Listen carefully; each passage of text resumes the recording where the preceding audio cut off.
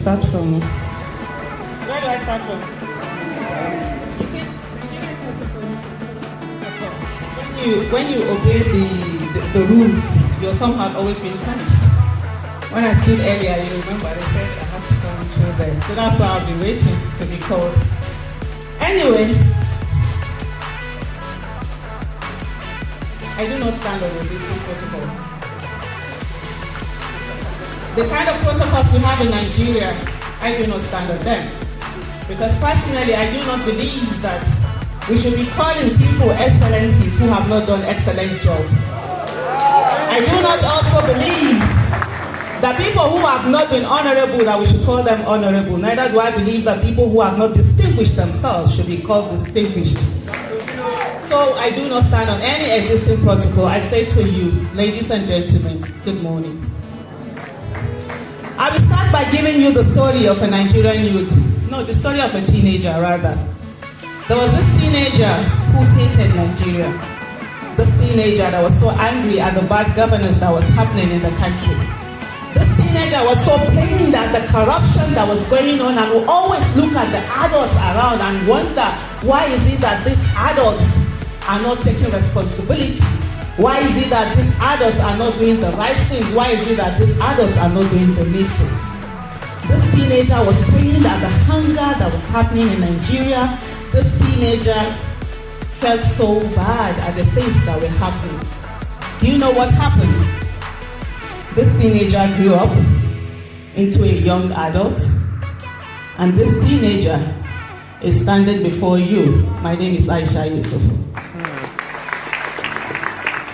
I tell you the story of that teenager because everybody was once youth. Those of us who are older today, we were once youth. And we were told that we'll be the leaders of tomorrow. Guess what happened when the tomorrow came? We were not leaders of tomorrow. We became frustrated citizens whose rights are being trampled upon. We became citizens who are looked upon as slaves in their own country. We became citizens who do not get good governance, accountability, and transparency. And the youth of today, if you do the same thing that we did, the same story will happen. 20 certain youths that said no, enough is enough, and they wanted independence. Today we are being bound by the shackles of bad governance. And it is also the youth of Nigeria that will decide whether indeed they want that. 2023 is on the way, right?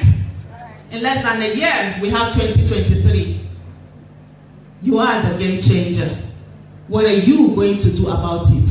If you do nothing, we will continue with what we've always had. We will be a country that is not working, a country that makes us angry, a country where as a citizen, you're not seen as anything, a country where politicians do not bother about you until it is few months to election and they come to every event that you ask them to come because they want your vote.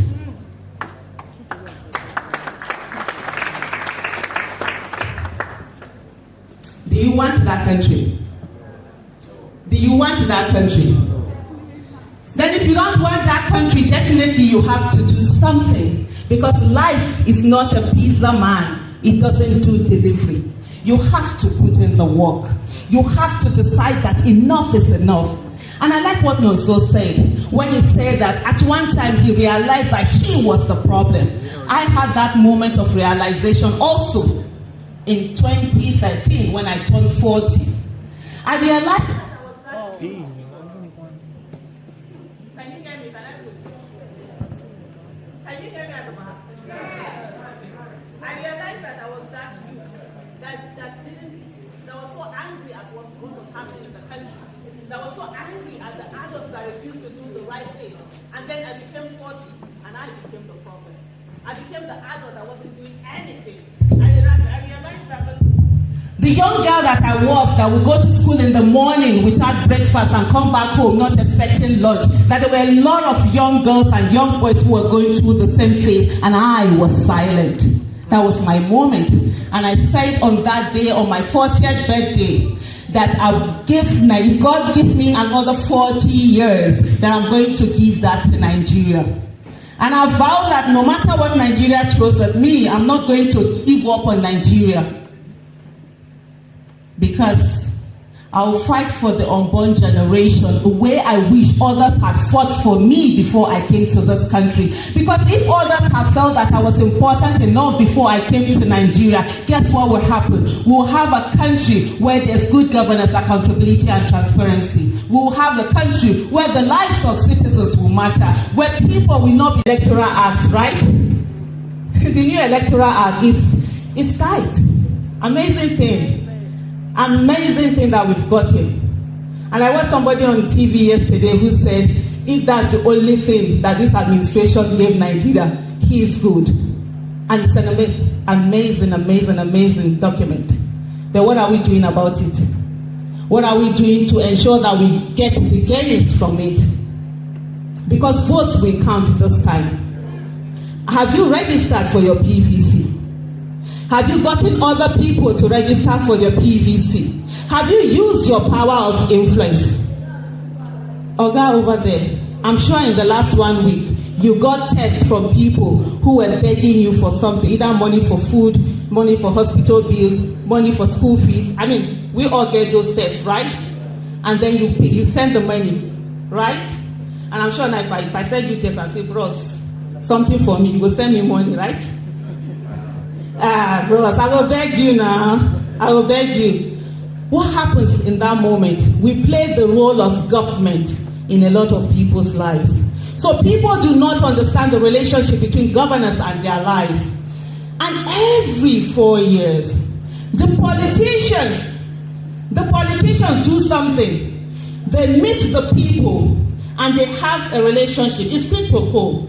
You have something of importance, I have something of importance. You have your vote, I have money, we share. But the rest of us, we're sitting down in our sanctimonious thrones and feeling that everything is okay. We look down on the people. We don't even relate with them. Have you ever asked any of your domestic staff or any of your staff or people you meet on the... For example, the woman you buy ugu from, have you ever spoken to her, how does she vote? Have you ever asked her that question? No. We almost remember that the education that we have is not for us alone. It's for millions of others who did not have the privilege of being educated, who do not understand the relationship between governance and their life, who do not understand politics, whom when their children that they have trained have not gotten jobs, they tell them that it is the village people that have truncated the future of their children, not them realizing that it's the economy that is contracting. And so there are no jobs. So we need to educate. So that's one of the things that has to happen. We need to talk. We need to begin to tell people. Use your circle of influence to talk to people and let them know that relationship. If you have the PVC, get 5 other people to get their PVCs. Help those 5 people more.